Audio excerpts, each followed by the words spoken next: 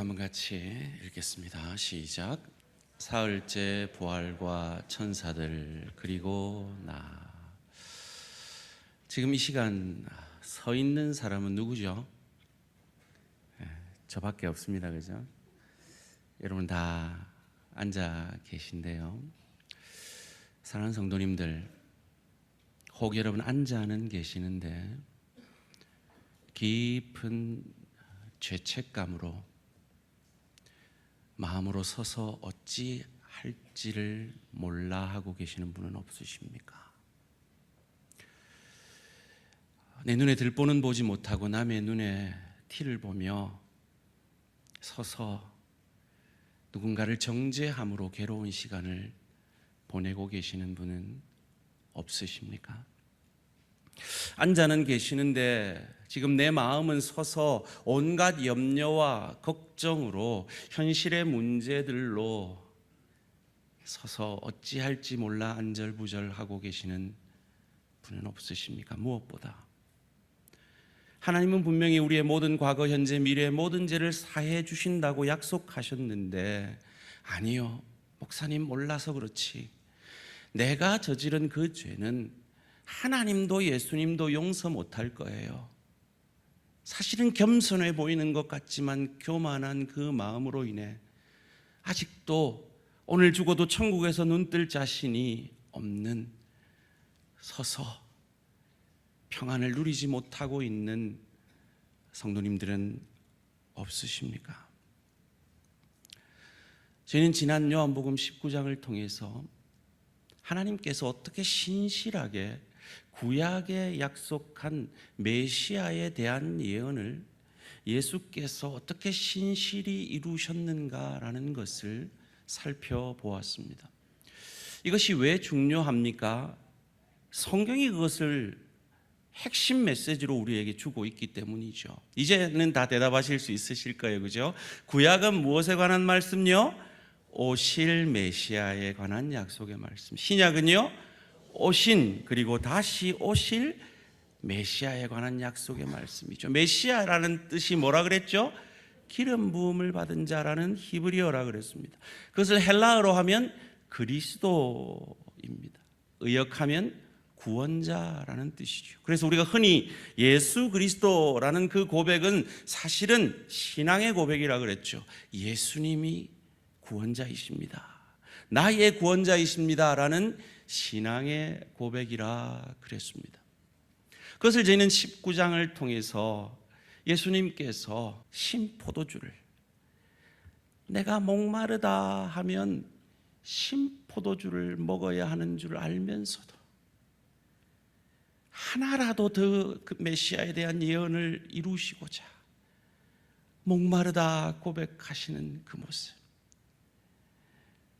자기의 옷이 제비 뽑아져서 벌거벗겨지는 그 부끄러움을 통해서 나의 부끄러움을 가려주시는 그 시편의 약속의 말씀을 이루시는 메시아 그리스도 구원자인 것을 보여주시고, 죽어서도 그들이 뼈를 꺾을 것을 아시고 먼저 죽음을 허락하심으로 말미암아 구약의 메시아에 대한 예언, 뼈가 꺾이지 않을 것이라는 그 예언을 이루시고 허리에 창이 찔려져서 물과 피를 쏟아내심으로 우리에게 아낌없는 구원의 사랑과 은혜를 베풀어 주시는 메시아 그리스도 구원자이심을 우리에게 증거해 보여주셨습니다.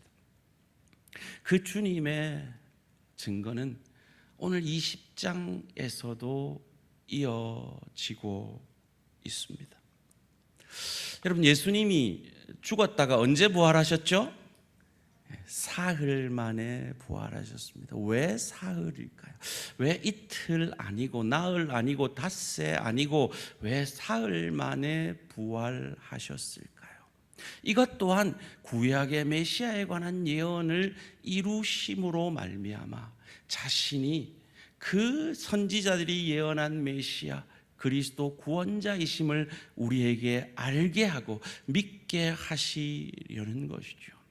예수님 스스로 표적을 보여달라는 이 서기관들과 바리새인들의 요청 앞에 이렇게 말씀하셨습니다. 마태복음 12장 38절에서 40절 말씀 함께 읽습니다. 시작.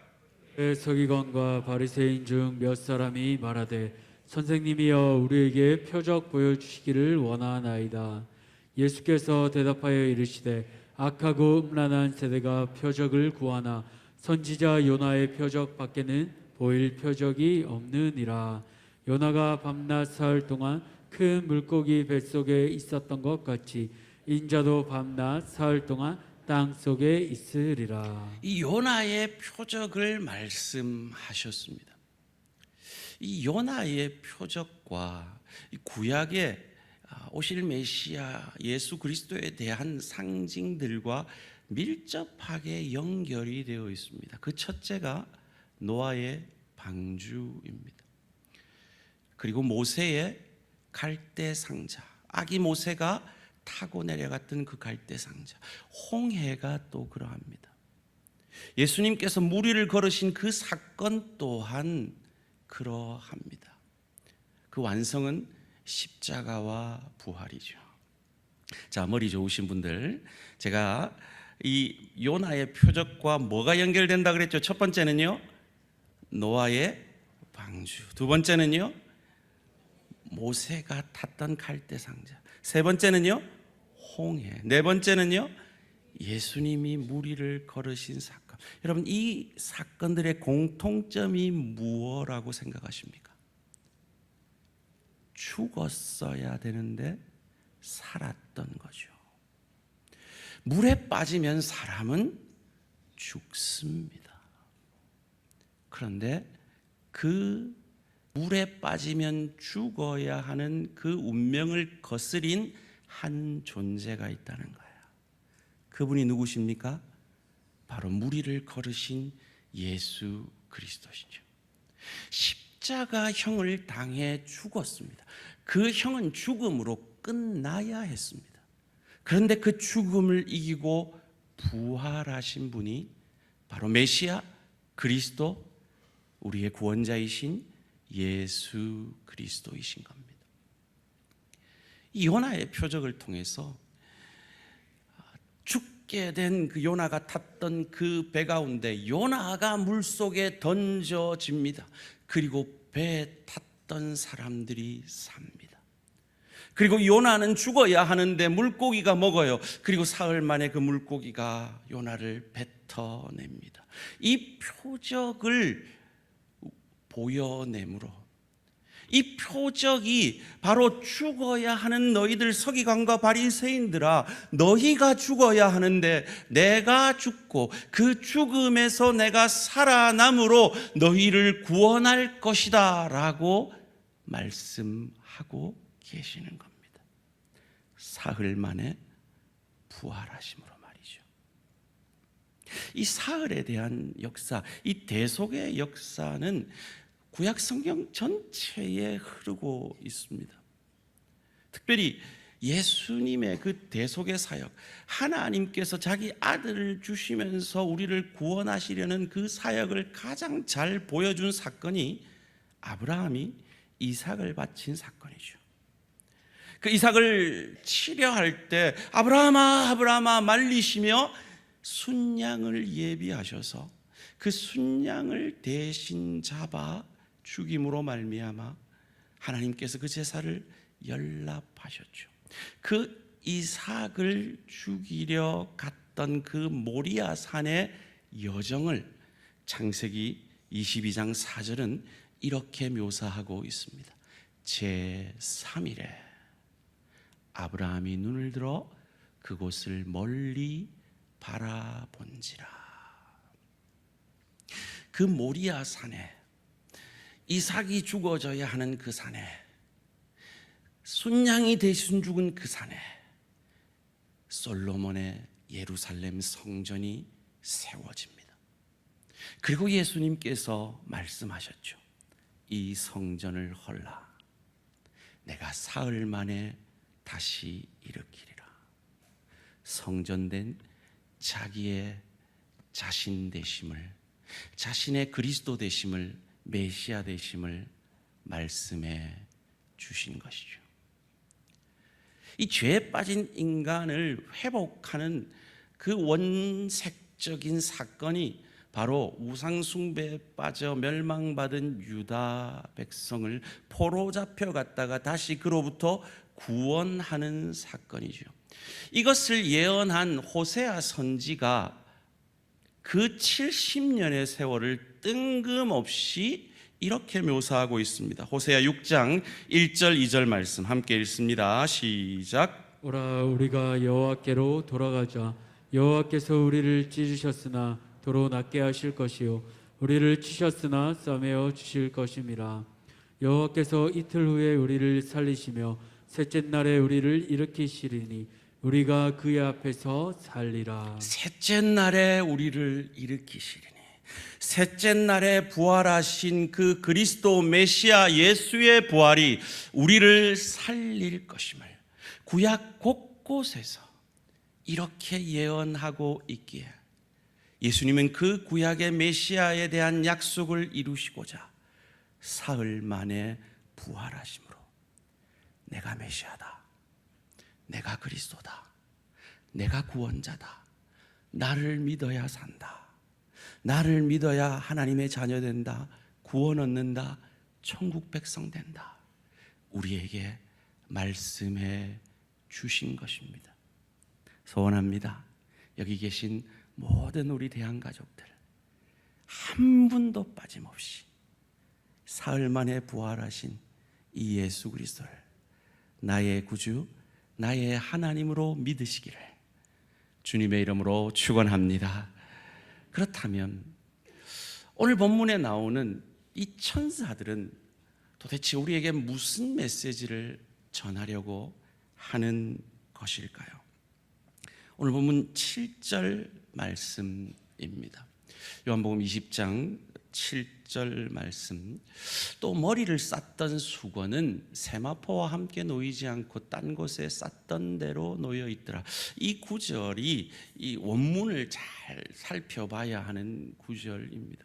여러분, 제가 지난 시간에도 얘기했지만 이스라엘의 장례법은 우리처럼 흙에 묻는 게 아니라 그랬습니다. 동굴에 미이라처럼 세마포를 싸서 그 시체를 그대로 놓고 그 시체가 사가지면 그 시체에 죄를 담아 단지에 놓는 가족묘라고 말씀을 드렸습니다. 그리고 이 유대인들은 이 세마포를 싼 다음에 수건을 머리와 턱을 감싸서 이렇게 묶었다고 합니다. 방금 저희가 읽은 그 구절은 바로 그 세마포가 쌌던 그대로 그 안에 있는 내용물만 사라지고 마치 썩어 없어지면 그대로 내려앉듯이 갑자기 그 안에 있는 예수님은 사라지고 그 세마포가 그대로 내려앉아 있더라. 수건은 그대로 그 자리에 묶여진 채로 그 자리에 얼굴 있는 자리에 내려와 있더라라는 말씀입니다. 이것을 보고 제자들이 놀라서 예수의 부활을 믿습니다. 8절 말씀입니다. 그때야 무덤에 먼저 갔던 그 다른 제자도 들어가 보고 믿더라. 이 글을 쓰고 있는 사도 요한입니다. 여러분, 군인들이 뇌물을 받고 거짓말을 소문을 냈죠. 어떻게 해요? 제자들이 예수의 시체를 훔쳐갔다라고요.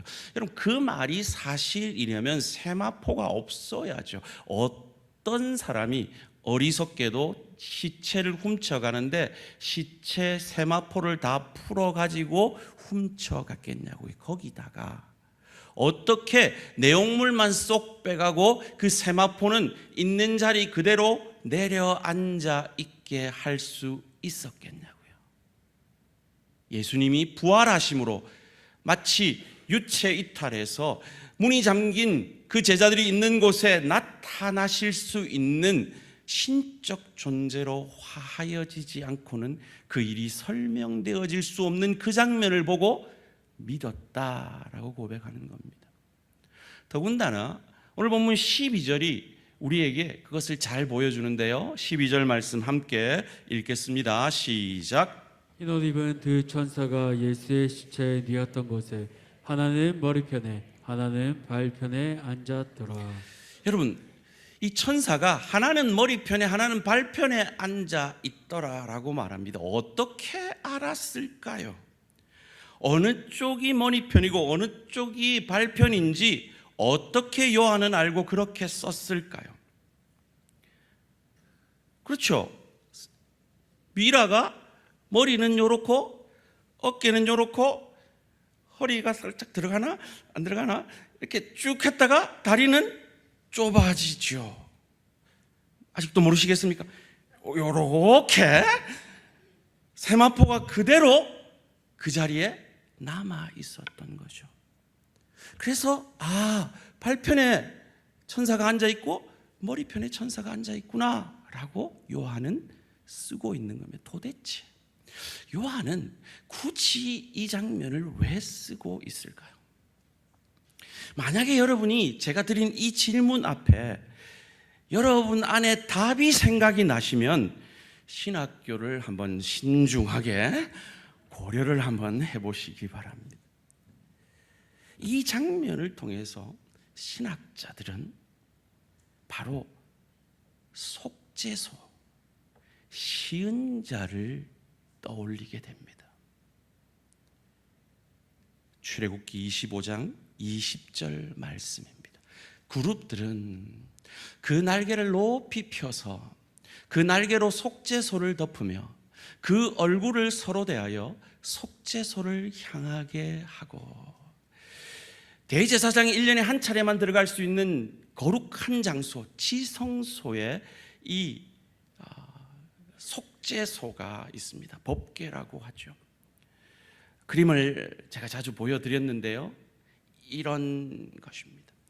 저 천사들이 이렇게 날개짓을 하고 이렇게 쳐다보고 있는 저 천사들의 발 아래에 있는 저 장소가 시은좌, 은혜가 임하는 자리.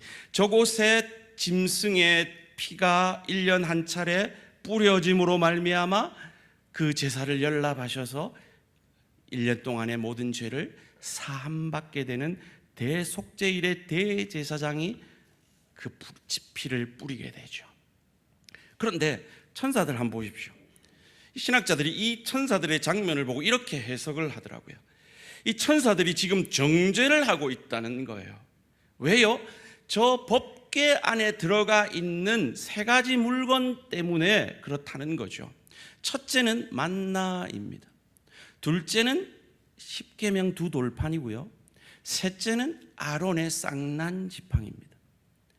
이 세 가지는 하나님의 크신 은혜를 상징하는 반면 그 하나님의 크신 은혜에 인간들이 어떻게 죄되게 반응했는가를 보여주는 거죠. 하나님이 만나라는 크신 은혜를 주셨어요. 그런데 불평하는 인간들. 하나님이 십계명이라는 언약의 말씀을 주셨어요. 그런데 그들이 뭐 하고 있었습니까?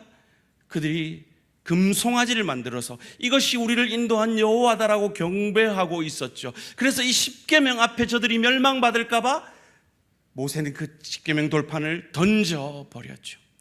아론의 쌍난 지팡이도 마찬가지입니다. 하나님이 아론을 세워서 그들을 인도하였습니다. 그런데 모세와 아론을 대적한 그들을 향하여 내가 아론 편이다 모세 편이다라고 보여준 것이 아론의 쌍난 지팡이죠.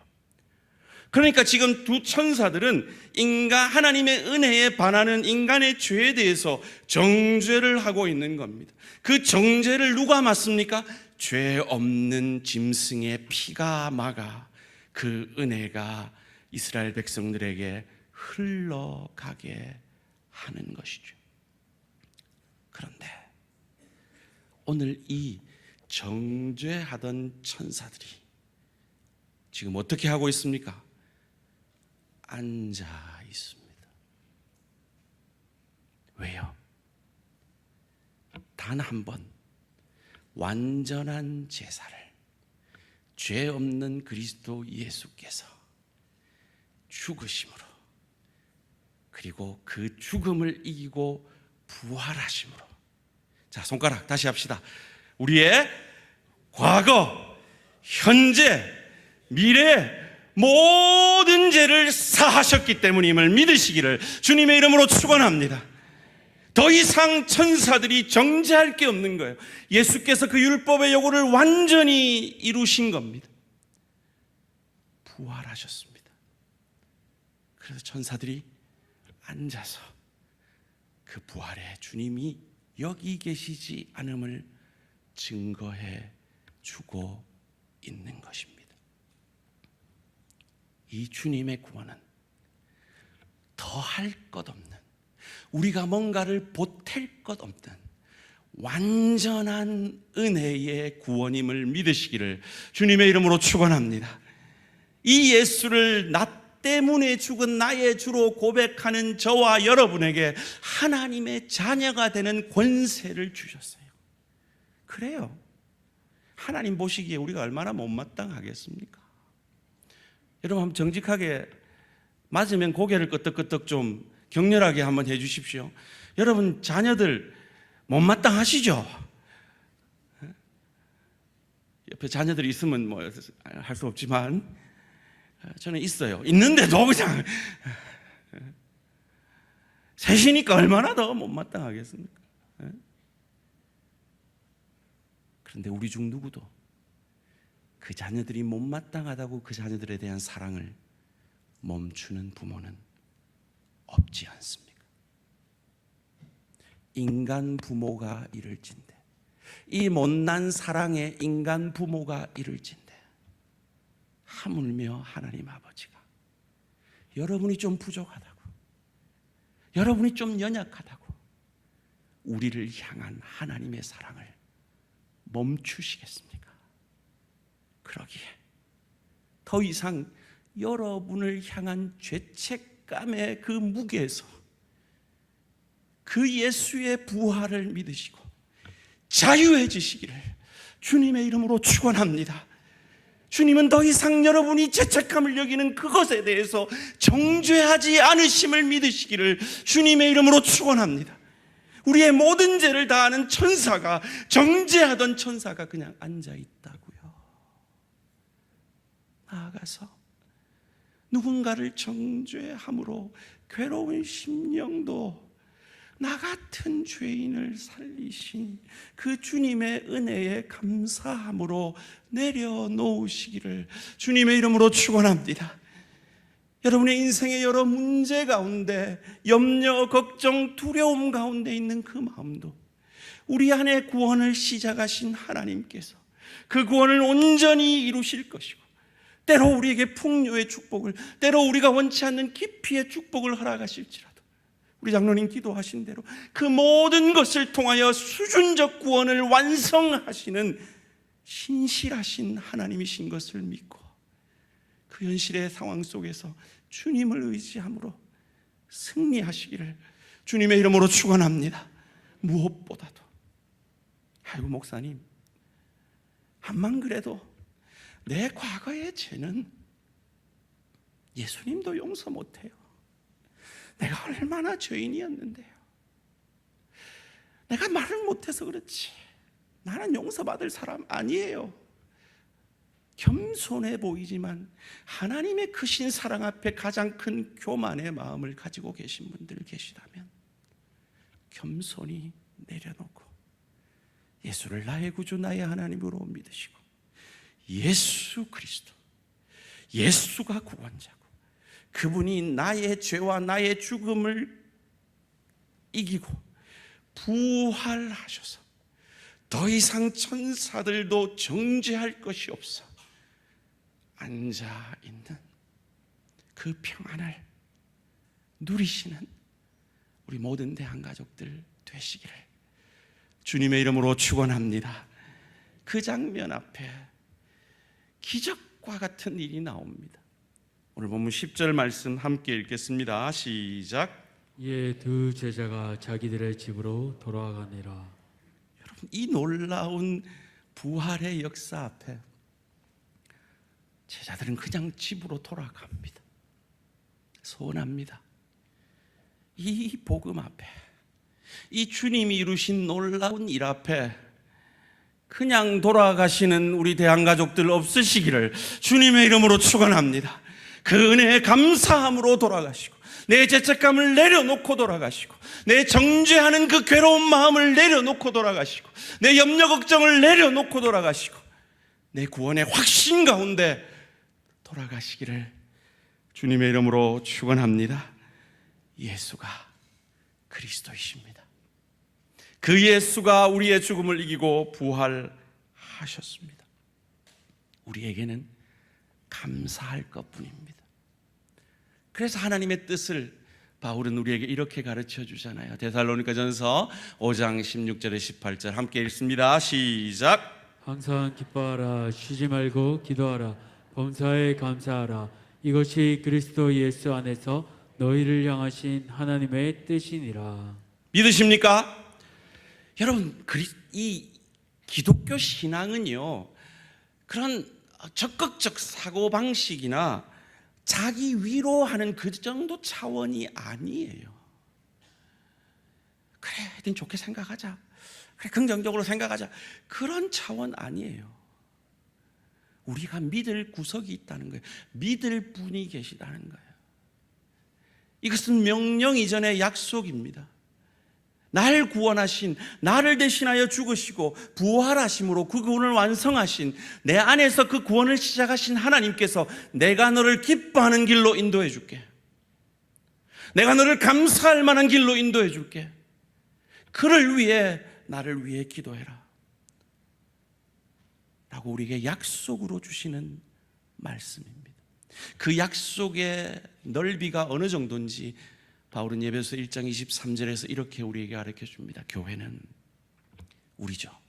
우리는 그의 몸이니, 예수의 몸이니 만물 안에서 만물을 충만하게 하시는 이의 충만함이니라. 예수님은 이미 충만하시거든요. 그런데 그가 우리 아니면 충만해지지 않겠다고 말씀하시는 겁니다. 내 안에, 우리 안에 시작한 그 구원을 완성하심으로 예수가 충만해지시겠다고 하십니다. 이것 때문에 이 예수의 사랑 앞에 항복함으로 내 죄책감을 내려놓고, 내 괴로운 정죄의 마음을 내려놓고, 내 염려 걱정을 주님 앞에 맡기며 나 같은 죄인을 구원하신 그 주님의 은혜에 감사함으로 더 충만해지시는, 그 더 충만해짐을 이 한 주간 가정에서, 일터에서, 주의교회에서 성령 충만함으로 보여내시는 저와 우리 모든 성도님 되시기를 주님의 이름으로 축원합니다.